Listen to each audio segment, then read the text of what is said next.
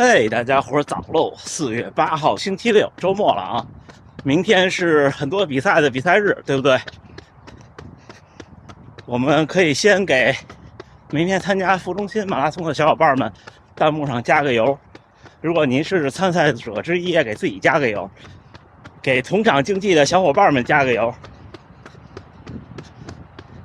昨天这边下了一天的雨，挺大的，白天比早晨那雨还大。刚才那段是之前拍过的樱花特别多那段路，已经开始落下来，然后长出绿色的叶子了。今天的话题是，当我比赛时我在想什么，特别有感触，因为看到很多樱花花瓣的落下。原来我不理解，我听人说过，说以前日本的武士们觉得自己的奋斗是为了就是死去的那一个过程，就他们比较崇拜的是花瓣落下的那个过程。我不知道我理解对不对啊？不对的话请弹幕纠正我。就是这事儿有点悲壮。其实有时候跑马拉松也是这样，长年累月的训练，最后赛场上的精疲力尽，有点那个感觉，是不是？要上战场的感觉，别紧张啊，小伙伴们。今天是我的第2个训练日，但是因为赛前减量了，我也要轻松跑。一会儿咱们再聊聊这个话题。今天闲聊给大家放松一下紧张的心情，是不是？之前很多期节目跟大家聊过马拉松赛场上的心理，其实那些聊的呢也是我自己跟我自己聊的，就是我希望我能做到那个样子。今天跟大家聊聊一些真实的记忆。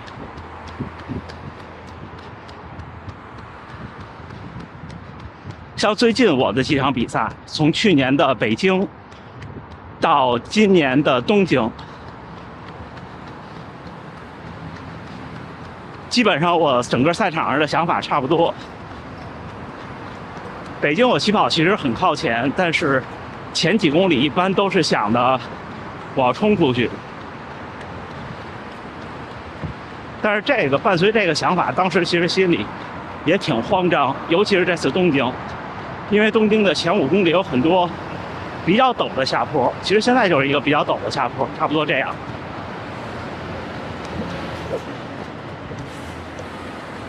一般您制定自己的马拉松比赛的配速其实是不慢的，跟自己平常训练比。在跑下坡的时候呢，会有一些感觉到不自然，感觉腿倒不过来或者怎么样。那时候想的就是要快，不能减速，但是呢又不能受伤。前5公里很紧张，基本上顾不上体力的问题，就是你不会说觉得我在想5公里累不累啊什么的，一般想不到那儿。就是我自己啊，基本上过了5、6公里，你的前后左右的人就划分的差不多了。当然这次东京因为起跑太靠后，所以大概到了10公里才达到那个状态，就是大家其实差不多也能跑开了。这时候开始想着规划自己的第1次补给，能量胶的补给。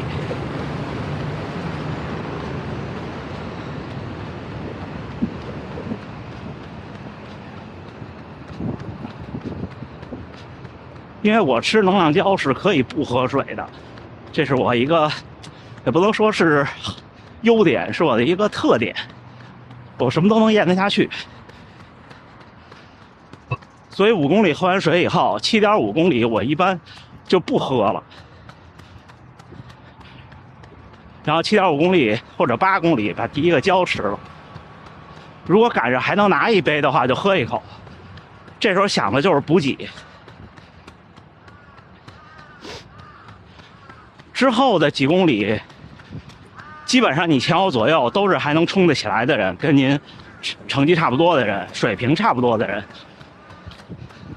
在这个时候呢，就跟我甚至有时候会找一些相对我来说有一些挑战的配速，比方说3分45左右的小伙伴一起。这段时间挺累的。这段时间我想什么呢？我想的就是能跟多少是多少，但是呢，要掌握好度，别一下跟爆了。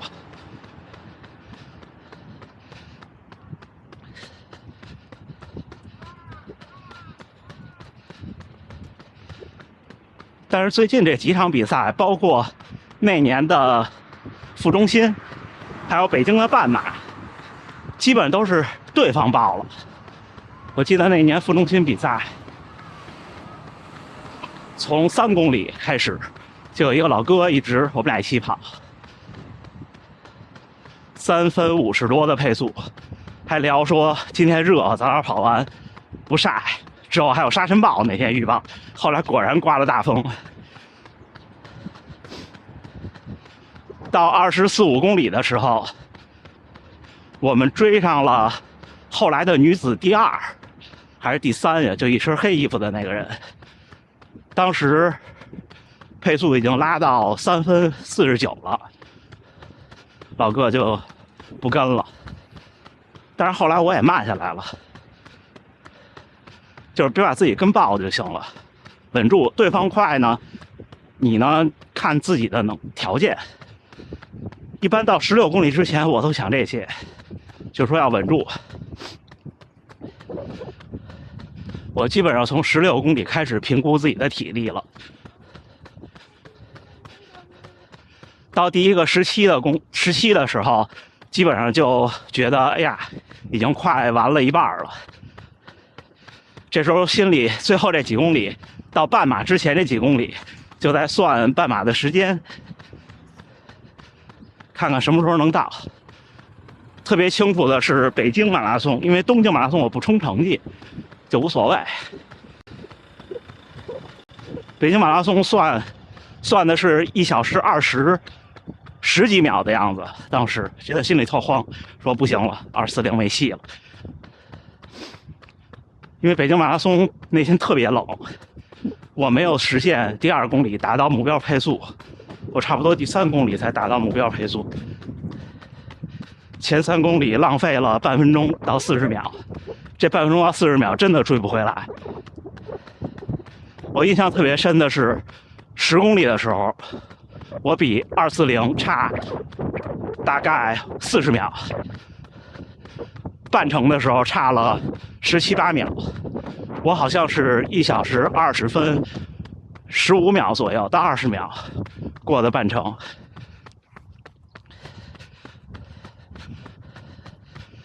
如果要冲成绩的话，过了半程，北京的时候我就开始使劲在脑子里算配速，评估自己的体力，看哪公里能快一些。因为当时我定了一个28公里的时间目标，但是多少我具体我忘了，好像是1小时40多还是多少？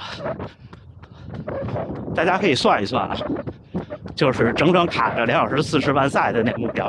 为什么定28公里呢？因为跑马拉松的小伙伴大概都有这么一个感觉，就是14公里会被不自觉的变成一个固定的长度，而且恰好14公里是马拉松的1/3。从半马到28公里很煎熬，因为有点顶不住了那天，或者大部分时候这10公里都是挺煎熬的，因为看不见头，也看不见尾。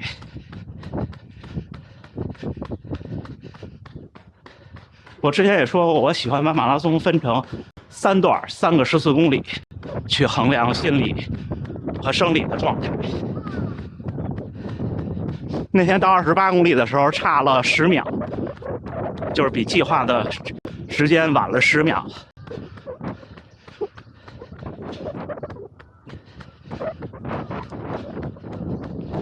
28公里之后，其实心态会放松不少，因为你想，就是对我来说，我的跑步经验已经告诉我说，我肯定可以顺利完赛了，不会出大差错了。像训练有素的小伙伴们应该也有这个感觉，但是当时28公里其实还有劲儿。我想的是要再拼一拼，这也是造成北京马拉松最后成绩没有特别好看的一个原因。一般你真正拼就是28到36，或者是28到38这10公里，拼下来就赢了。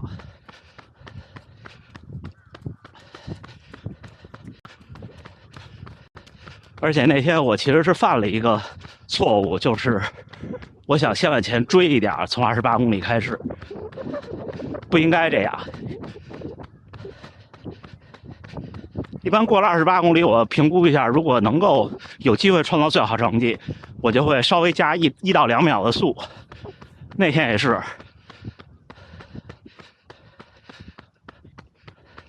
之后加到32公里，觉得不行了，觉得一下特别累，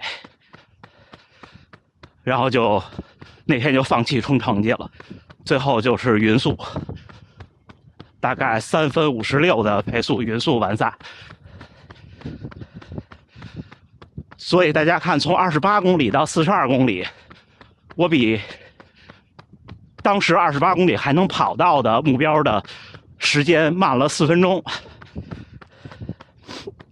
而这个慢就是从28公里之后开始的，所以那个时候心理比较重要，不要着急。如果您就想 PB， 比方说像那天北京马拉松，我是可以 PB 的。我当时如果就想跑进2小时44，我肯定跑进了。但是一拼就没成功，这就是赛场上的取舍，看你怎么想。我现在已经不想 PB 了，240今生能达到就达到，达不到无所谓了。这就是现在我的取舍，所以赛场上我这么想。如果你想 PB 的话，28公里的时候，只需要告诉自己2个字：稳住，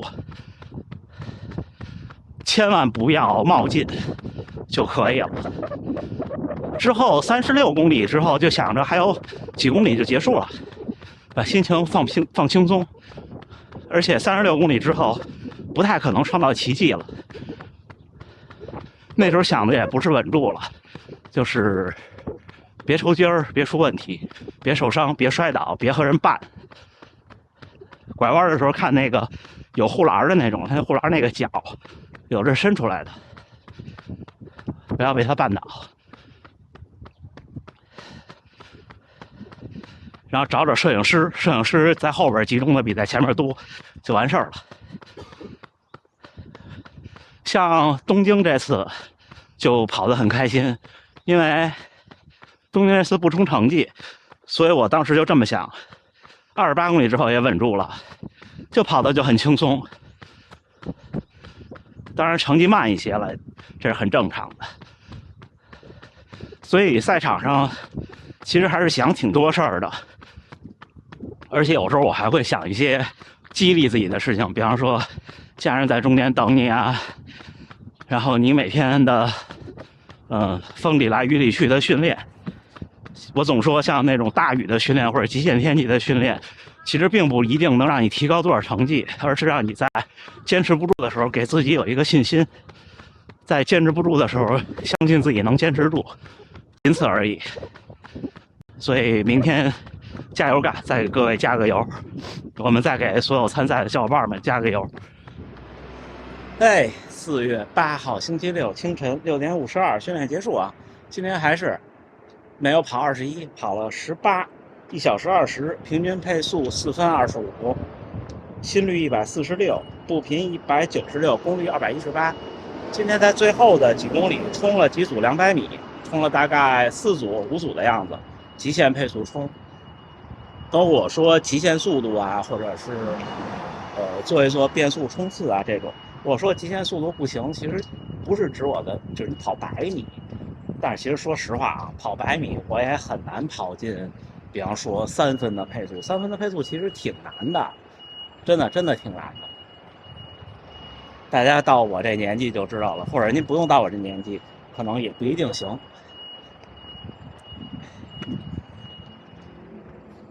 也有小伙伴说，跑间歇或者跑变速，用什么配速？其实说句心里话，比方说您的冲刺配速是4分，您平常训练的配速是4分50，我跟你说，你保持4分20，你也保持不了，因为你不可能一直低头看表，你很难保持一个稳定的配速的。所以我从自始至终，我的办法就是一个笨办法，就全力以赴冲，稍微留出一点点余力就好了。这样有一个什么好处呢？就是你老能看见自己进步。今年你的冲刺是4分，明年可能就是3分50。但是我感觉，像我再往上提就有难度了，也仅此而已。行吧，今天跟大家聊聊，比赛，在比赛中我一些真实的想法和经历。因为说那些你应该怎么想，其实大家都会说，对吧？像为什么希望能在比赛中多拍拍画面呢？或者拍一拍比赛的真实情况？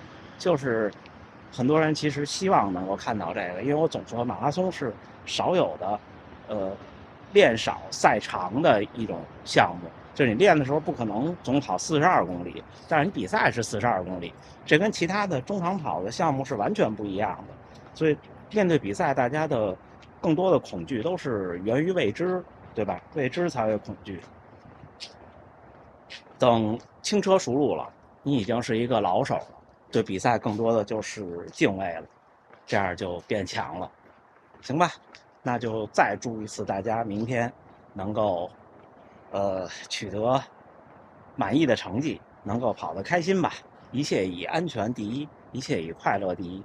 明天我还是晨跑，我估计我跑完北京时间，应该大家就基本上起跑了。明天视频大家应该在起跑前是看不到的，再给大家加个油。那最后还是祝大家能努力生活，健康平安，加油干！